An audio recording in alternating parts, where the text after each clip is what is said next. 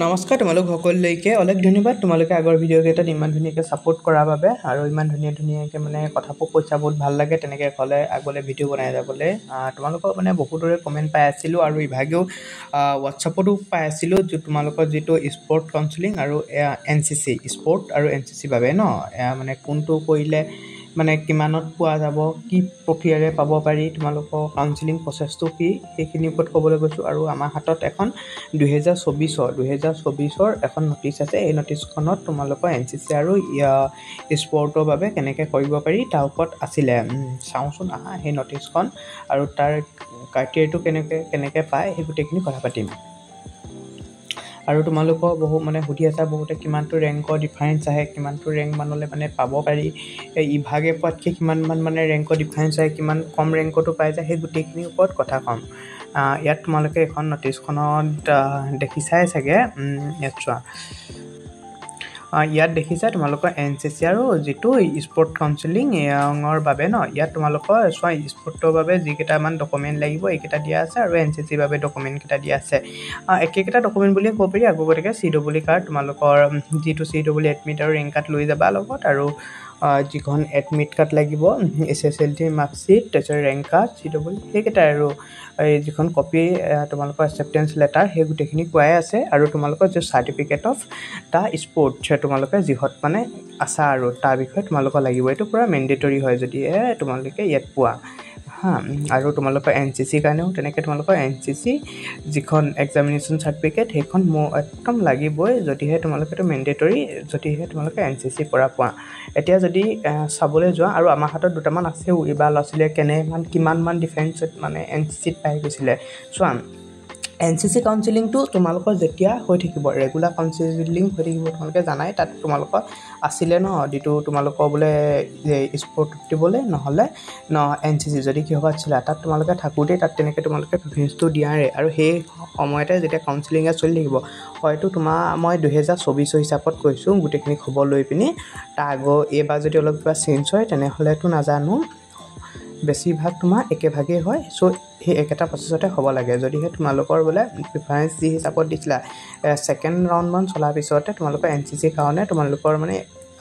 start হ'ব তাৰ কাৰণে তোমালোকৰ বোলে চিটটো তেনেকৈ হৈছে ডকুমেণ্ট ভেৰিফিকেশ্যন কৰিব লাগে তাৰ কাৰণে তোমালোকৰ DTI মাতিব তেওঁহাতৰ অফিচলৈ DTI অফিচ যাব লাগিব তাত তোমালোকৰ ডকুমেণ্ট ভেৰিফিকেশ্যনখিনি কৰিব লাগিব এতিয়া কথাটো হ'ল তোমালোকৰ ইয়াত যিটো ৰেগুলাৰ তোমালোকৰ কাউন্সেলিং হৈ থাকিব তাত যদি চিটটো পোৱা তেনেহ'লে কি স্পৰ্ট কাউন্সেলিঙৰ চিটটো কি কেঞ্চেল হৈ যাবনে নে কি কৰিব লাগিব চোৱা তোমালোকে বোলে ইয়াত তোমালোকৰ ৰেংকটো বহুত ভাল তোমালোকৰ ৰেংকটো বহুত ভাল তোমালোকে বোলে JECতে পাইছা তোমালোকে বোলে JECত পাইছা ইয়াত তোমালোকে বোলে JECত পাইছা তোমালোকেতো JECত ভাল বাঞ্চটা পাইছা এতিয়া তোমালোকে NCCত তোমালোকে যাবা নে নোযোৱা তেনেকুৱা কথা আহে ন এইচিত তোমালোকে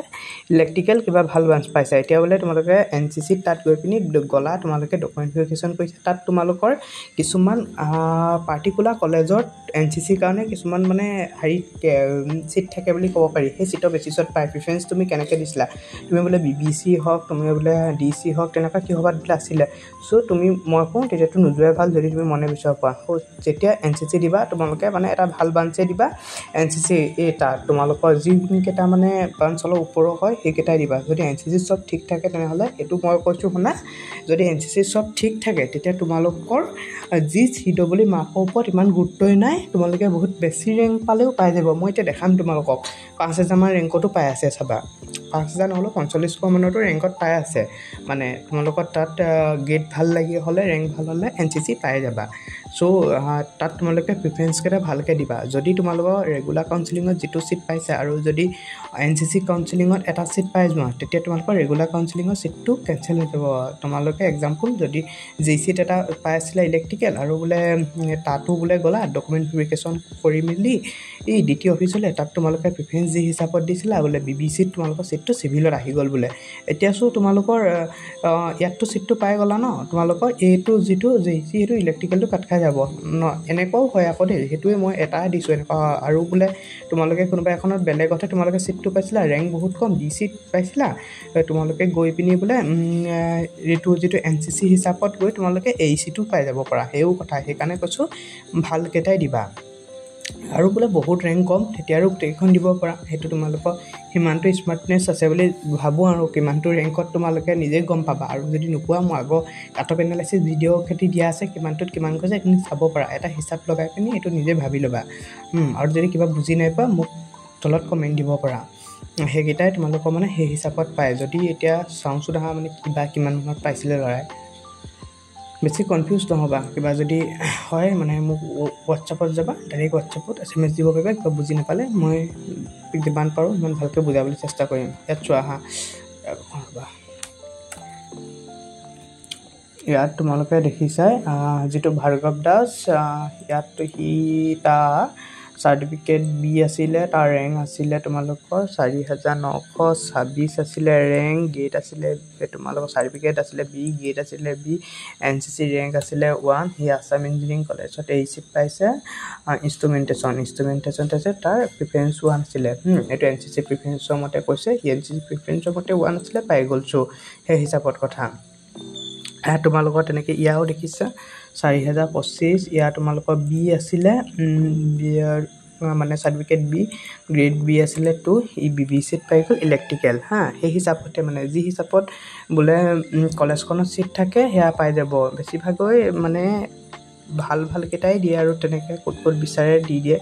ইয়াৰ এতিয়া ৰেংক আছিলে 1592 ই তোমাৰ চাৰ্টিফিকেটখন এ আছিলে আৰু যিটো গ্ৰেড আছিলে বি আৰু NCC ৰেংক আছিলে ঠিক সেই তোমাৰ যোৰহাট ইঞ্জিনিয়াৰিং কলেজত চিভিল পাই গ'ল ইয়াৰ চোৱা ইভাগে হোৱাহেঁতেন মানে চিভিল যদি দিগদাৰো আছিলে পাবলৈ চ'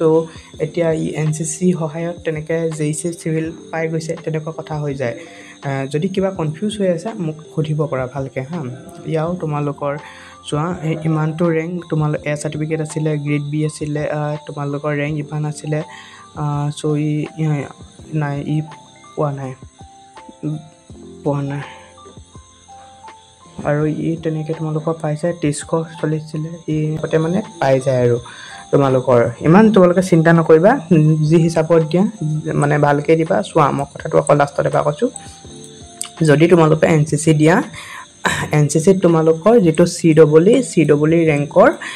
ইমান নাচাই তোমালোকৰ CEE ৰেংকতকৈ তোমাৰ NCC ৰেংকৰ হিচাপতে চাব যে NCC ৰেংক ভাল আছে ঠিক আছে তেনেহ'লে CEE ইমান নাচাই তাৰ হিচাপতে দিব বাই চান্স তোমালোকে CEE ৰেগুলাৰ যিটো কাউন্সেলিং হৈ থাকে তাত যদি তোমালোকে চিট এটা পোৱা সেই চিটটো কেনচেল হৈ যাব যদি ইয়াত তোমালোকে একচেপ্ট কৰি দিয়া মানে এড গৈ যি ভেৰিফিকেশ্যন কৰা তেনেহ'লে একচেপ্ট হৈ যাব চ' ইয়াত ভাল চিটকেইটাই দিবা চ' পাবৰ কাৰণে পাবাই যদি চব ঠিকে থাকে নহ'লেও তেতিয়া ইয়াত পাবা বাই চান্স ইয়াতে বোলে পাইছা ইয়াত যাবই বোলে এইটো NCC তাত বোলে এতিয়া কৰিবই মন নাই DT তালৈ ডকুমেণ্ট ভেৰিফিকেশ্যন কৰিবলৈ তেতিয়া নগ'লেই হৈ যাব সেইটোৱে উপায় আৰু চ' মই ভাবিছোঁ তোমালোকৰ কিমান ডাউট আছিলে ডাউটখিনি ক্লিয়াৰ হ'ল বুলি ভাবিছোঁ যদি এনি ডাউট আৰু কিবা আছে মোক হোৱাটছআপত SMS দিব পৰা নাইবা কমেণ্টত কিবা সুধিব পৰা থেংক ইউ দিয়া ইমানলৈকে চোৱাৰ বাবে